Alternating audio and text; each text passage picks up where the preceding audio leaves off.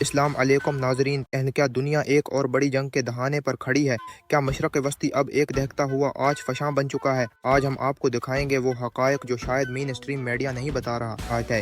جون 2025 دنیا کی نیند اس وقت اچٹ گئی جب اسرائیلی لڑاکا طیارے ایران کی فضا میں گھسے اور چند ہی لمحوں میں تہران، نتنز اور اصفہان میں آگ، دھماکوں اور چیخ و پکار کی آوازیں سنائی دینے لگیں۔ یہ کوئی عام حملہ نہیں تھا، یہ اسرائیل کا آپریشن رائزنگ لائن، 100 سے زائد مقامات پر بیک وقت مہلک حملے اور ایک پیغام: ایران تم جوہری طاقت نہیں بن سکتے، ہم تمہیں روکیں گے کسی بھی قیمت پر۔ پاسداران انقلاب کے طاقتور جنرل حسین سلامی مارے جا چکے تھے، بچوں کی چیخیں، ملبے کے ڈھیر اور ایران کا غصے سے لرزتا ہوا ردعمل۔ ایران نے صرف جوابی حملہ نہیں کیا، اس نے انتقام کا آغاز کیا۔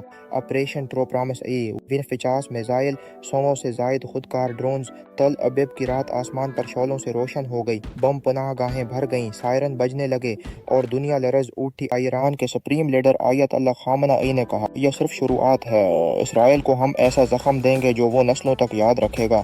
اقوام متحدہ بے بس، یورپی یونین خاموش، امریکہ تذبذب کا شکار مگر اسرائیل کی پشت پر کھڑا۔ لیکن ناظرین، یہ جنگ صرف بموں اور میزائلوں کی نہیں ہے، یہ جنگ ہے اثر و رسوخ کی، معیشت کی اور دنیا کے مستقبل کی۔